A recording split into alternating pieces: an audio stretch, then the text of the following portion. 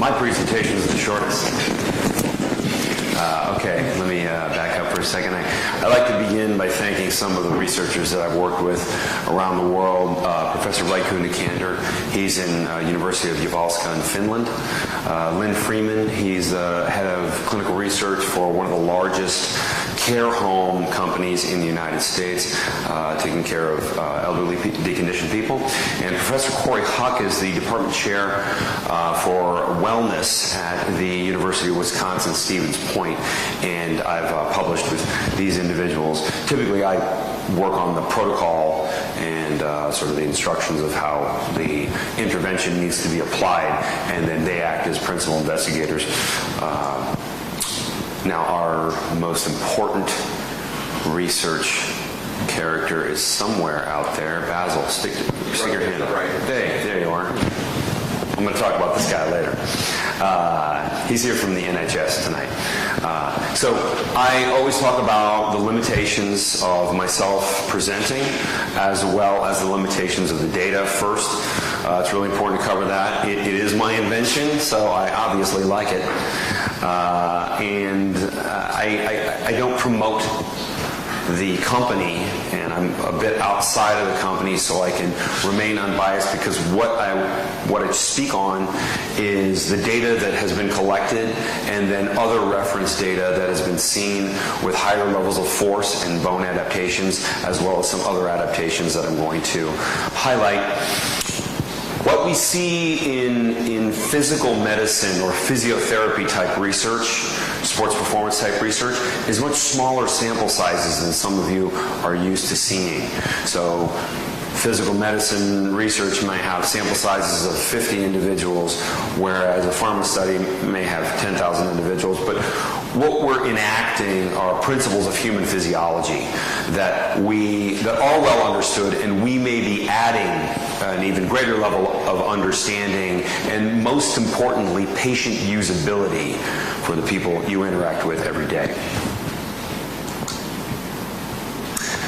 Now, I won't go over the statistics of osteoporosis, but one of the most interesting, and this is what my mother came across when she was diagnosed, was that it was just when the report was made by the National Osteoporosis Foundation in the United States, where the mortality due to a fragility fracture of the hip has a similar mortality rate to that of breast cancer.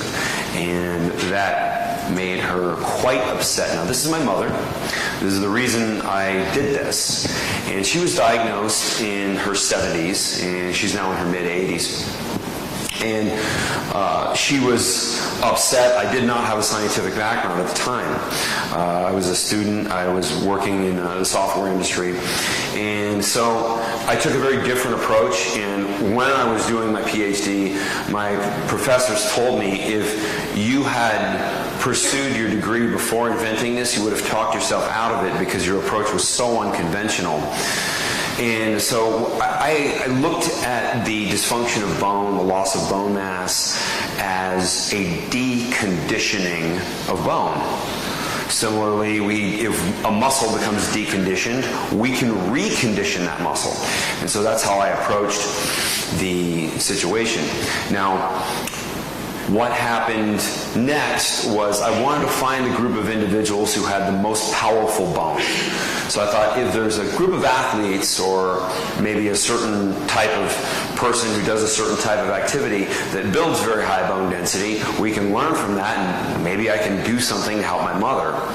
So what I discovered was that there is a group of people that has beyond normal bone density, far beyond that of other athletes, and that was gymnasts. And it was due to the rate at which they contact the ground. So a weightlifter may deal with 2 or 3 times their body weight in weights, but a gymnast can receive 10 times their body weight through their hip joint upon contact to the ground. That's their body weight plus the momentum of the fall, and that factor together becomes a very powerful force.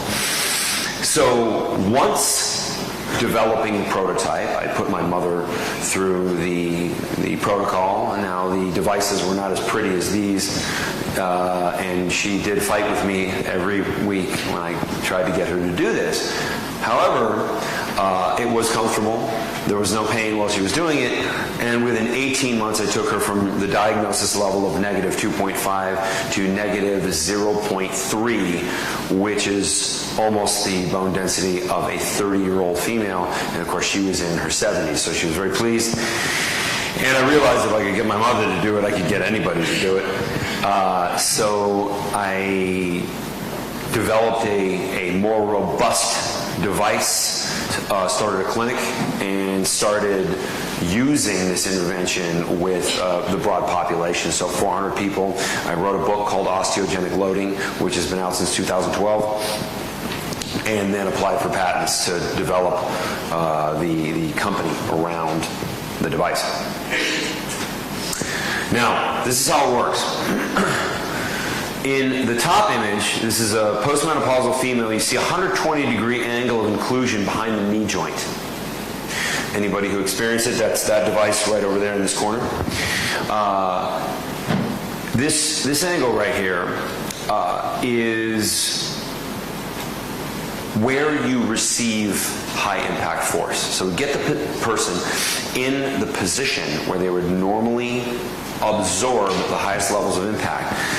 Then, under compression, you can see this is a more shallow angle. So this is a 110-degree angle of inclusion from femur to tibia fibula, right there.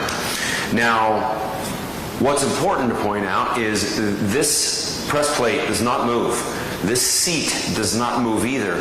The movement you see is from compression of the entire kinetic chain. The bone, the tendons, the ligaments, the joints are all being compressed to create this deformation, which ultimately manifests to deformation in the bone matrix and stimulates growth. Now, her body weight, this is in pounds, 113 pounds, and then she went to 1,053 pounds, which is 8 times her body weight. So well past the minimum dose response for bone growth, and as I said, she's 57 years old, so now there's a safe way to load individuals to beyond the minimum dose response and trigger the adaptations, potentially. Now, it was mentioned earlier, the 4.2 multiple body weight minimum dose response. I also want to point out that what we're doing is a more comprehensive approach than, let's say, bisphosphonate therapy, because we're not just enacting bone, but bone is working with tendons and ligaments and musculature. So this study, which looked at extracted cadaver failures of hip joints. So cadaver hip joint under an abrupt force, 450 joules, the hip joint shatters. Well, if I stand on one foot and I jump and land, I just got more than 450 joules through my right leg.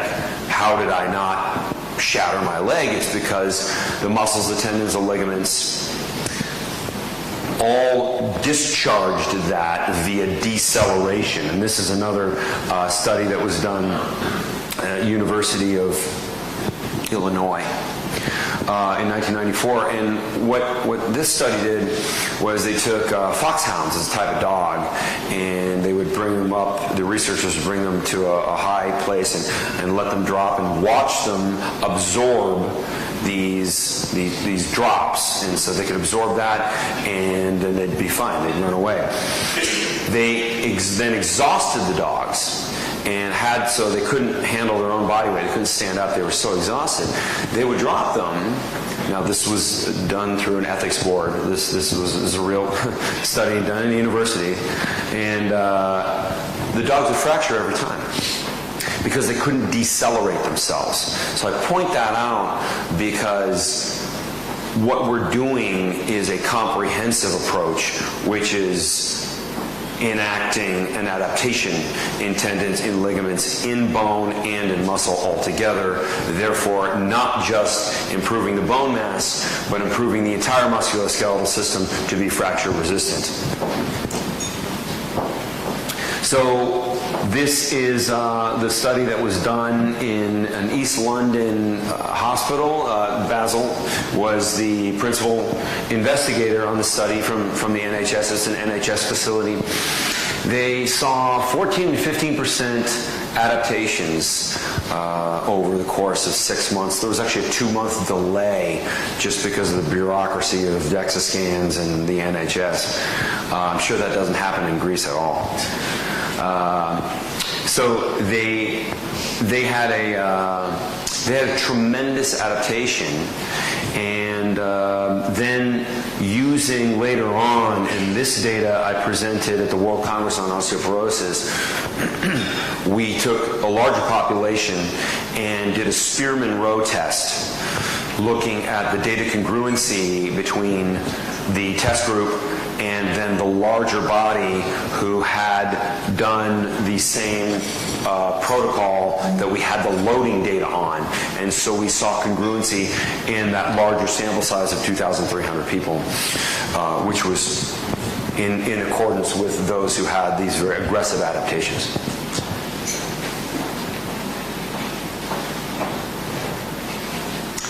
Now, this graphic was presented earlier.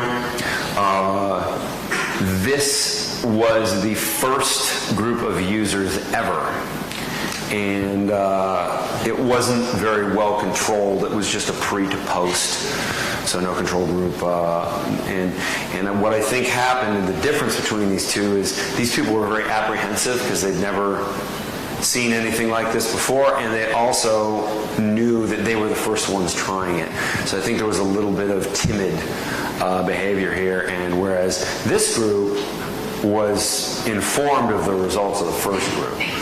So they knew that there was an intervention that had been used and was being used in more than 60 clinics in the United States. Actually, at the time, it was less than that. But so I think that explains the difference. But it's important to point out that these are the standards of care right here, and some of them, walking, whole body vibration, are recommended. And you hear in osteoporosis recommendations somebody should be physically active, and it's a shame that there's no dose associated with the recommendation, because it reminds me of saying aspirin is good for headaches and then not telling somebody how much. Well, 5 milligrams probably won't do anything. 5,000 milligrams would kill you, but 350, that's a really good dose. So that's why having a dose associated with a recommendation is so important. And now that we know this, so many exercise recommendations for osteoporosis are very poor recommendations because they're not going to be effective. Now, this will make you very popular at cocktail parties. If you have this application on your iPhone, you can replicate the study that was done in Bristol. And you get the application. It only works with iPhone because the quality of accelerometer is very high in the Apple products. And you enter your body weight, and you hold your phone against your hip joint, and you jump and you land.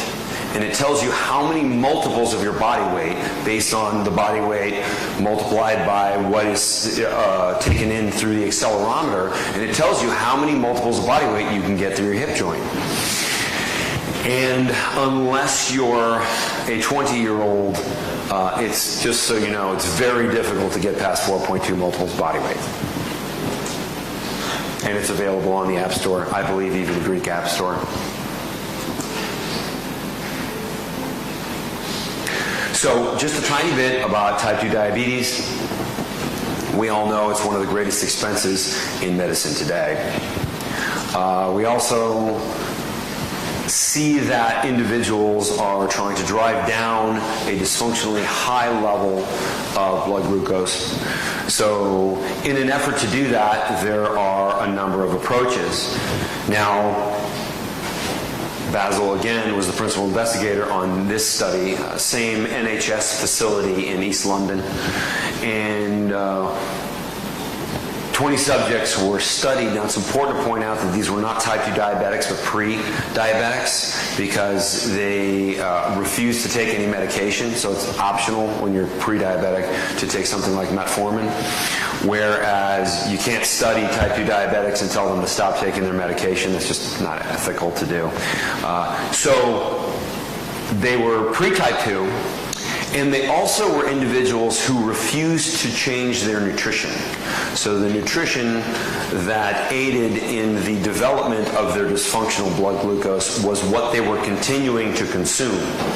So we wanted to do a monotherapy study. We wanted to really see what this one intervention would do, even with someone who was continuing a dysfunctional nutrition, had no other variables involved.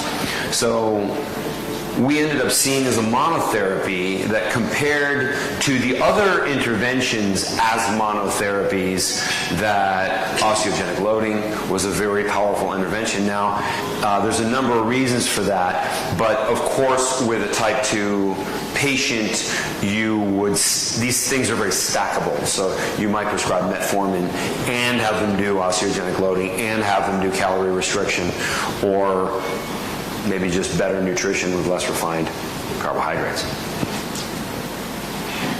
Now, this is a very simplified graphic. It's mostly used to communicate to people who are more like your patients than people like you. However, when we engage the muscle, and if anyone who tried it or watched it being used, you would notice that you went to fatigue, but you did not run out of ATP or glycogen or creatine phosphate. Correct? You went to fatigue very quickly. You didn't run out of energy in the cell. So what went to fatigue? Well, instead of fatiguing the fuels in the cell, which is what we do when we lift weights predominantly, you're fatiguing the structure, similar to the bone. There's a structural fatigue. And when there's a structural fatigue, protein synthesis happens in a very aggressive way, and you build more density in the cell, or myofibril hypertrophy. When this happens, new insulin receptors are created. And that is why there's more of a chronic effect with lowering hemoglobin A1C during this type of therapy, and potentially in a longer period of time. So like people managing their blood glucose who are doing cardiovascular exercise, they need to do that on a daily basis. Individuals only do it on a weekly basis and still maintain that positive effect. So one of the strongest things that we've seen with type 2 diabetes, it's also very easy to stick to. So type 2 patients tend not to comply with a lot of the recommendations of their physicians. This is something that's a lot easier to stick to for a lot of them, as it is a once per week intervention. But I want to point out one of the other things that we see with individuals who engage in OsteoStrong. There's some biomechanics changes. Now, this result is typical. The time with this particular result is not typical. This was 7 uses of the device. So 7 weeks. And that exaggerated kyphotic curve began to disappear. Now, this particular woman approached it very aggressively, and like with most physiotherapy type interventions, the level of aggression of the user as they approach the therapy is going to determine how quickly the effect will manifest. Therefore, we all know someone who's gone to physiotherapy, is what you call it here, and has not really wanted to participate very well, had a lot of pain, did not engage the way the therapist wanted them to. Their therapy takes longer. Whereas some individuals who go to physiotherapy and approach it in a very aggressive way can recover much faster. Now, it's important to point out, because some of you will be recommending OsteoStrong to your patients, who it is not for. So it's not for everyone. People need to be relatively pain-free and relatively ambulatory. So someone with acute pain, someone who has an inflamed joint, that has to be addressed before they engage in this therapy. If they are unmedicated and hypertensive, this could create a cardiac event because blood pressure goes up very high when someone engages to this level of intensity. So uncontrolled hypertensive patients are contraindicated. They can't do it. They need to address that issue first. Muscular dystrophy. Now there's conflicting research, especially recently, on this, but as we understand, as science understands muscular dystrophy, the things that encourage protein synthesis or enact very rapid protein synthesis can exacerbate that condition. So therefore, muscular dystrophic patients are contraindicated from the therapy. Now, some individuals will need regular checkups because a lot of things change within the body, not just the bone mass, but the tendons, the ligaments, and the biomechanics. Now, two things that I saw that surprised me as we began. One is the individuals with biomechanics problems, that dysfunctions that they haven't noticed because they didn't have any pain. Let's say they were injured as children and they changed the way one foot strikes the ground, and that ended up causing other joint dysfunctions and biomechanics problems. It's very obvious when people engage in this maximal manner when they don't have proper biomechanics. Sometimes you see people, as they engage, they try and twist their body. They're trying to make up for something that's not been, muscles that have not been firing correctly, and they need to address those problems with physiotherapy. Another thing that I did not expect, however, it was very profound and is very helpful to some people, was that the hyperparathyroid or thyroid dysfunctions in general keep people from absorbing minerals into bone mass. And so we would see a group of non-responders, and they would put the proper force through the musculoskeletal system, but their DEXA scans wouldn't improve, and we couldn't understand why. And then once I suggested to one of them, can you check your thyroid function? Can you go have that blood work done? Almost every time this happens, it turns out that that's a dysfunction that they have. And what's special about it is that a lot of people with thyroid dysfunction don't realize they have it. And therefore, this is a great way for them to discover they have it, they have the blood work, they can then address that dysfunction and begin building bone mass with OsteoStrong. So, the most common question I get from physicians is there enough data to refer? Now, what we've talked about is very specific research on the devices that are in the room. The body of literature on high-intensity loading that is of the level that you would see in high impact, there's very many physical medicine, sports performance studies, and physiotherapy studies that look at heavy loading. Some of them were with weighted vests and jumping.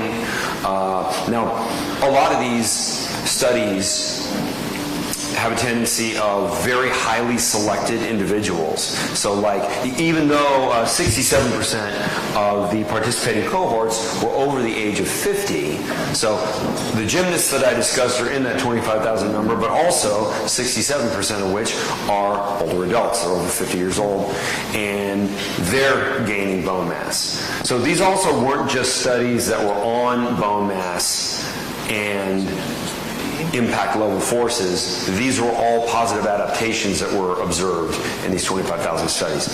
So sometimes these studies will take a group of people, a group of 1,000 individuals, and they'll disqualify anyone who's had any sort of joint dysfunction because they're going to put them through a high-impact protocol, and then they're going to have physiotherapists or physical medicine rehabilitation physicians monitor them as they contact the ground, so very highly monitored. So they're a poor reflection of the general population because people who are over 50 years of age with perfect biomechanics and never had an injury is not a good reflection of any group of people I know.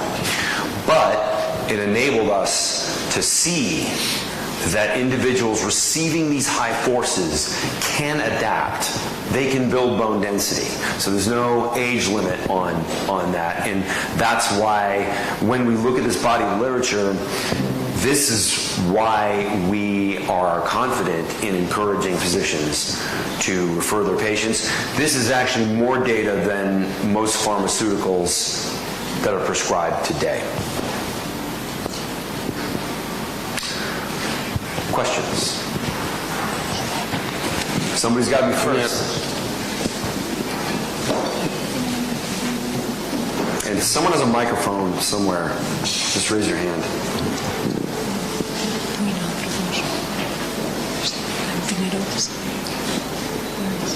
I'm waiting for the first hand. Nobody wants to go first. Great job. Did I really answer every question? Here, we have a question right here. So thank you very much for the presentation, but I would like to ask the first question, why one time per week? Why one time per week? Thanks for asking that. So different tissues have a different metabolic rate. So you can go and do cardiovascular training daily, right? Like your heart and your lungs can recover very quickly. They have a very rapid metabolic rate. Musculature, if you look at the protein synthesis that may happen via muscular training, we know based on biopsy studies that it takes 36 hours for protein synthesis to complete. So that's a much longer metabolic rate of muscle. Bone has an even longer metabolic rate than that. And so we saw, based on a number of different references, and then just with trial and error with the devices, that waiting 1 week enabled the adaptations to take place, because you don't want to stimulate and then before the adaptation takes place in the bone matrix, stimulate again, because you'll never get to that growth phase. That's why. Thank you for asking that question. Next.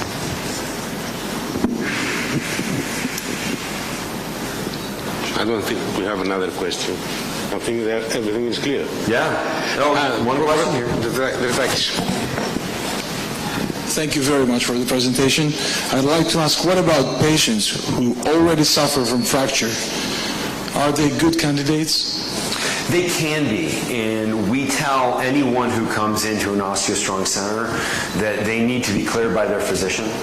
They need to inform their physician of what they want to get involved with. So, therefore, the biomechanics issues with someone who's previously fractured, some people have a fracture that heals and they don't have chronic pain or a biomechanics dysfunction. They have even loading on both legs, and they had an issue and it was already addressed with physiotherapy. Therefore, they can do it. So that's on a case-by-case basis. Most of you know that the most common activity that people engage in when they have a fragility spinal fracture is sneezing. So some people have very low bone density in their vertebrae. They sneeze, they might fracture a vertebrae. It heals on its own. There's no cast that goes around your vertebrae. And some heal and have extreme chronic pain. Some heal and do not. So the ones that do not, or the ones who have managed their pain and are able to have a proper heel strike with both feet, then they would be encouraged to engage. Yes. Thank you very much for your great presentation. One question: if a patient complete the course and reach the normal values for the bone density, does he need to repeat the course, or is there any maintenance of exercise for these patients, or these recovered patients? Great question. Did somebody ask you to ask that question? The answer is what we know about bone adaptation so far, and we will learn much more moving forward. The individuals with what you'd call abnormally high bone density, gymnasts, for example, they are seen to maintain accelerated levels of bone density for 30 years after stopping the stimulus. So unlike when you stop muscular training, it's only a matter of weeks or months and you lose quite a bit of what you gained. But with this, you actually keep that bone density for a very extended period of time. So now the research says 30 years, but we also have the normalized curve. So when you look at the normalized curve, and that's been developed over many different meta-analyses and refined, I think the last time was by Professor John Canis, who's the President Emeritus of the International Osteoporosis Foundation. He and his research team pulled together as much research as they could in sort of a meta-analysis of meta-analyses and tried to see where that curve was for the average male and the average female, for Caucasians, for African-American people, different races. We're all a little different. And what they determined, like for example, with an individual, I'm just going to use myself because I know my data. I'm 42 years old. My BMD, my T-score is +2 in both the spine and hip. So I have 2 standard deviations above normal. So if you plotted me on the normalized curve, I would have a T-score of 0. I'd have normal bone density of a 30-year-old male when I reach 90. So according to the data, we keep it. Yeah, there was a hand over here.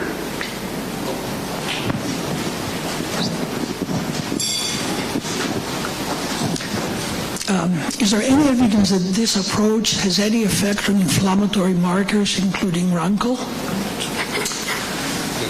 There is no evidence as of yet that we are reducing inflammatory markers.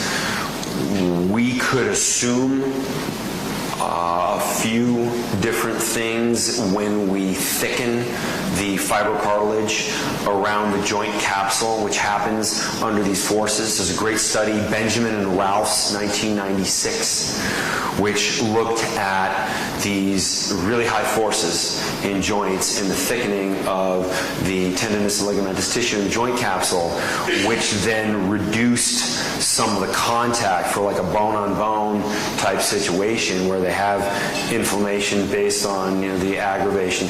So that may be it's a very mechanical reason that the markers would go down. Thanks. So can he continue his exercise and his normal activity by using the OsteoStrong? Could someone say that again? Can someone continue his normal physical activity and go to the gym and lift weights and running and exercises and they do CrossFit or they do whatever, yoga, none of those things are going to be doing a similar thing that OsteoStrong is going to be doing. So what ends up happening with individuals who are athletic and who engage with OsteoStrong, they're making the bone mass more powerful.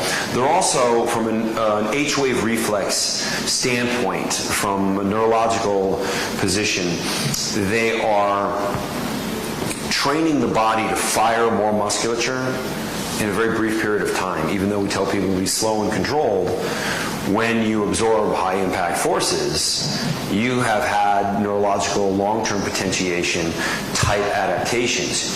Your body knows how to fire more tissue to, let's say you're a sprinter, to decelerate you as you toe strike and then move forward.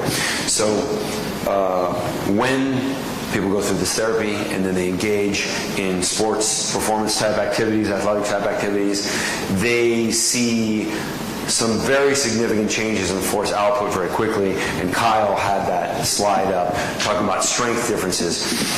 it's really more than strength is what we're seeing. We're seeing an instantaneous ability to produce and receive force.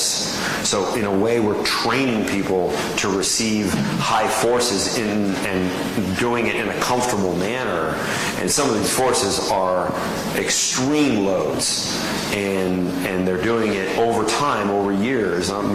Like that postmenopausal woman that I showed you, 8 multiples of body weight. That's after a year of therapy. She's using 8 multiples of body weight.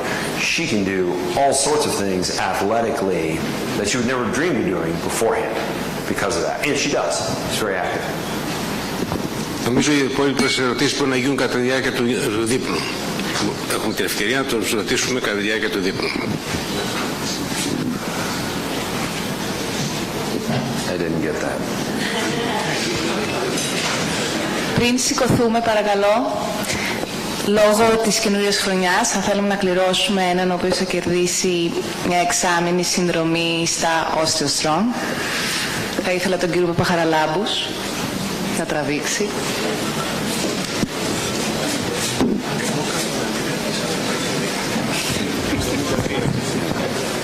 Το 73 ποιος το έχει? Γεια σου. Συγχαρητήρια.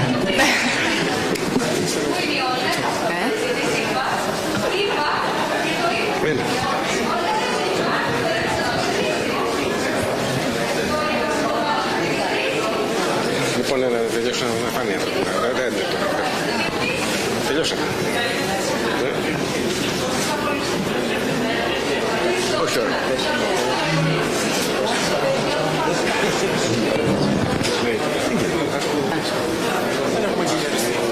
Μπορείτε να περάσετε στο μπουφέ, αν θέλετε.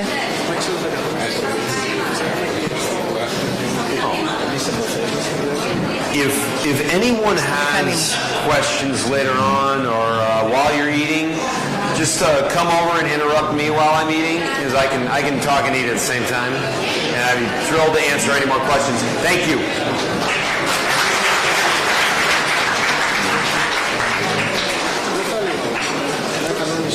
Τα μηχανήματα είναι εδώ για να τα δοκιμάσετε. Παρακαλώ.